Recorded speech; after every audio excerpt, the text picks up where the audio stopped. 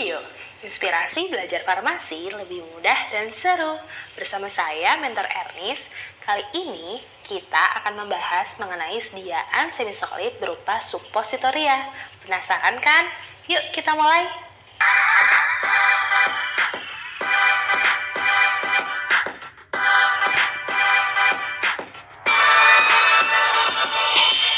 Nah, kita bahas dulu ya tentang pengertian suppositoria atau suppos. Nah, mungkin teman-teman ada yang udah pernah pakai suppos ini ya. Nah, pada materi kali ini aku akan ajak teman-teman untuk kenal lebih dalam tentang sediaan suppos ini. Kita bahas dulu tentang pengertiannya ya. Jadi suppos adalah sediaan semisolid berbentuk peluru yang dirancang untuk dimasukkan ke dalam anus dan meleleh pada suhu tubuh. Lalu, selain suppositoria, ada juga nih yang namanya ovula. Tahu gak bedanya? Kalau ovula itu adalah sediaan semisolid yang berbentuk bulat telur dan digunakan melalui vagina atau biasanya digunakan oleh wanita. Jadi jelas kan bedanya? Teman-teman juga perlu tahu ya, ada banyak faktor nih yang menyebabkan kenapa sih sediaan suppositoria itu masih digunakan sampai saat ini. Nah, ada beberapa keuntungan sediaan suppositoria dibandingkan dengan sediaan per oral. Yang pertama, suppositoria dapat menghindari terjadinya iritasi pada lambung. Yang kedua, dia dapat menghindari kerusakan obat oleh enzim pencernaan dan asam lambung.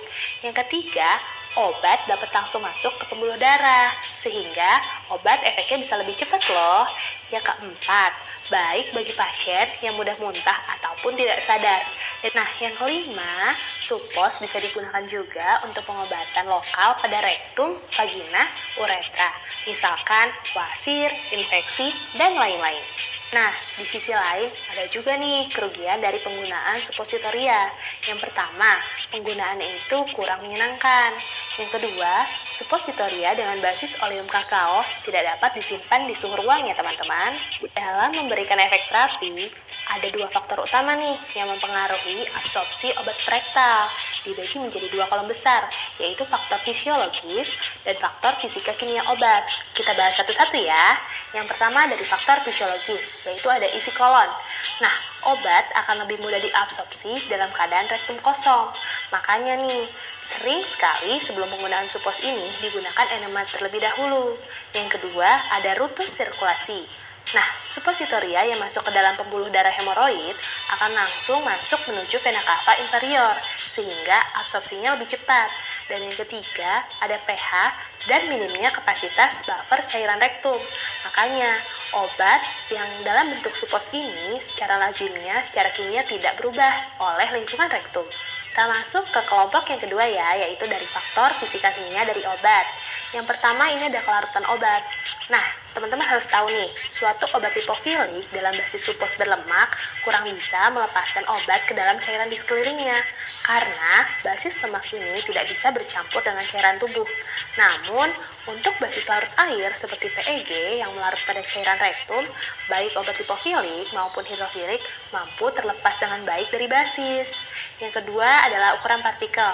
Pasti teman-teman udah tahu ya, semakin kecil ukuran partikel, maka semakin besar juga kelarutannya. Yang ketiga adalah basis suppositoria. Jika basis berinteraksi dengan obat atau mengiritasi membran mukosa, maka absorpsi obat juga bisa terganggu loh. Lanjut, ada 3 macam suppositoria yang perlu teman-teman ketahui nih. Yang pertama adalah rectal suppositoria. Suppositoria ini berbentuk peluru dan digunakan melalui rektal atau anus.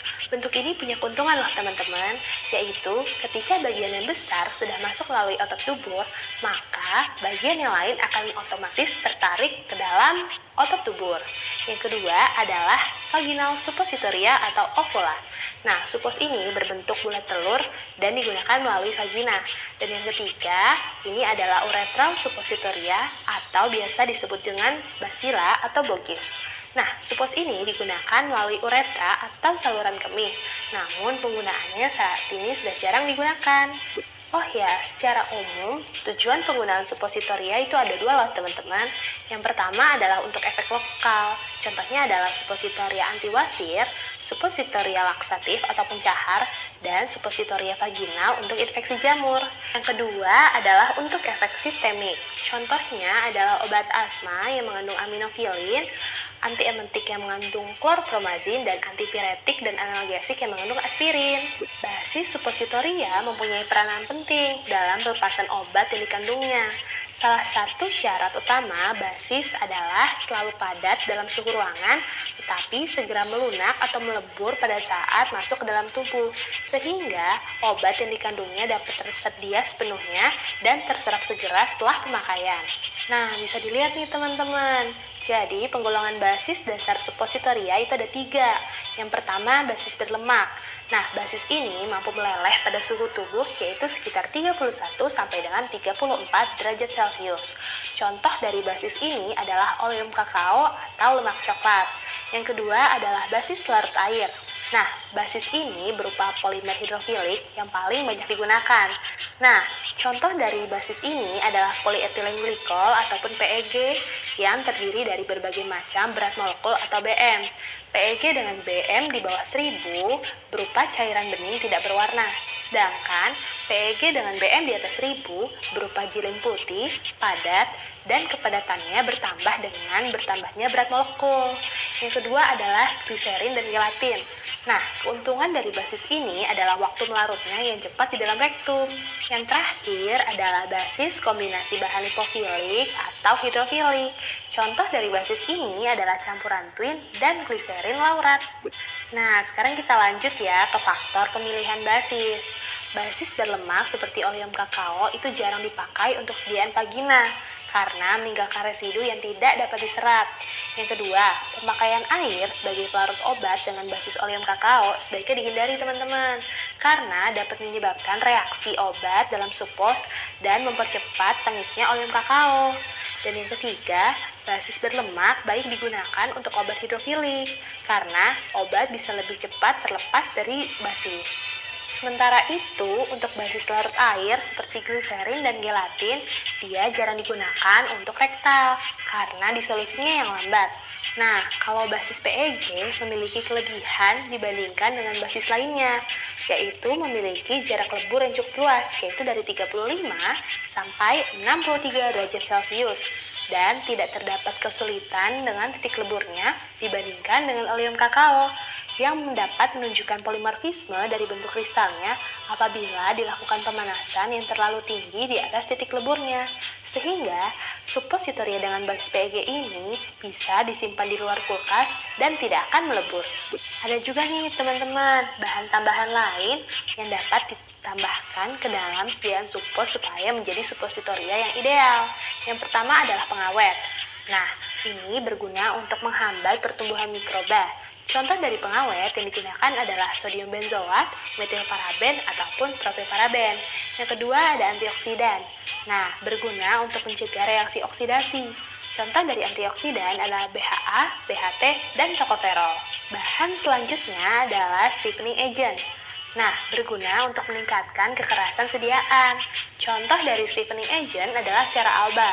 Nah, teman-teman juga harus tahu ya, sera alba dengan konsentrasi 3% dapat menurunkan titik leleh dari oleum kakao.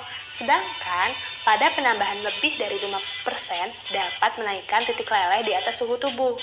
Nah, biasanya konsentrasi yang dianjurkan adalah 6%. Yang keempat ada emulsifier. Emulsifier ini berguna agar stabilitas dari suppositoria yang kita buat bisa menjadi lebih baik. Nah, ini adalah beberapa contoh formula suppositoria dari beberapa sumber. Teman-teman bisa lihat ya, pembuatan suppositoria itu sangat beragam komposisi basisnya. Dari ketiga formula tersebut, semuanya menggunakan PEG dengan bobot molekul yang beragam. Nah, basis PEG ini memang cukup sering digunakan karena kelebihan yang sudah disebutkan sebelumnya, yakni lebih stabil dalam suhu ruang dibandingkan dengan basis oleum kakao. Jadi, teman-teman perlu ingat, pembuatan suppositoria ini tidak terpaku dengan satu formula ya. Selanjutnya, kita akan coba bahas satu soal perhitungan dari basis suppositoria ZNO dengan bobot masing-masing 2 gram. Nah, jika satu suppositoria mengandung 400 mg zinc oksida, berapa basis oleum kakao yang dibutuhkan untuk membuat 10 suppositoria? Nah, teman-teman perlu perhatikan ya, FZNO sama dengan 4,7, artinya 4,7 gram ZNO setara dengan 1 gram oleum kakao. Jadi kita hitung dulu nih bobot untuk 10 supos, yaitu 400 mg dikali 10 sama dengan 4 gram. Lalu kita hitung lagi kesetaraan bobotnya dengan oleum kakao dengan cara bobot ZNO total dibagi dengan bilangan penggantinya dikali dengan 1 gram oleum kakao. Lalu dapat deh 0,85 gram. Berarti 4 gram ZNO setara dengan 0,85 gram oleum kakao. Nah, bobot total untuk 10 supos adalah 2 gram dikali 10 adalah 20 gram. Jadi, basis oleum kakao yang dibutuhkan adalah 20 gram dikurang dengan 0,85 gram sama dengan 19,15 gram. Gampang kan? Setelah kita tahu formula dan jumlah bahan yang diperlukan, tahap selanjutnya adalah prinsip pembuatan. Nah, untuk prinsip pembuatan dari sediaan suppositoria dan ovula adalah yang pertama, peleburan basis. Nah, ini tergantung dari titik lebur masing-masing basis ya teman-teman. Yang kedua, ada pencampuran zat aktif dan basis pada mortir panas. Pastikan zat aktif sudah dihaluskan ya teman-teman. Yang ketiga, ada pencetakan suppos atau ovula ke dalam cetakan yang sudah dilapisi oleh parafin supaya tidak lengket. Dan yang terakhir adalah pendinginan di kulkas pada suhu 4-8 derajat Celcius. Nah, teman-teman juga harus tahu nih, permasalahan apa aja sih yang sering teman-teman temui pada saat pembuatan suppositoria. Yang pertama, pada saat pencetakan, suppositoria itu mudah melengket pada cetakan. Solusinya adalah menambahkan parafin liquid pada cetakan. Yang kedua, basis oleum kakao itu mudah tengik dan mudah meleleh pada udara panas. Solusinya adalah dengan ditambahkan zat untuk meningkatkan titik lebur, seperti sera alba dengan konsentrasi 6%. Dan jangan lupa ya, harus disimpan dalam wadah atau tempat sejuk, kering, dan terlindung dari cahaya.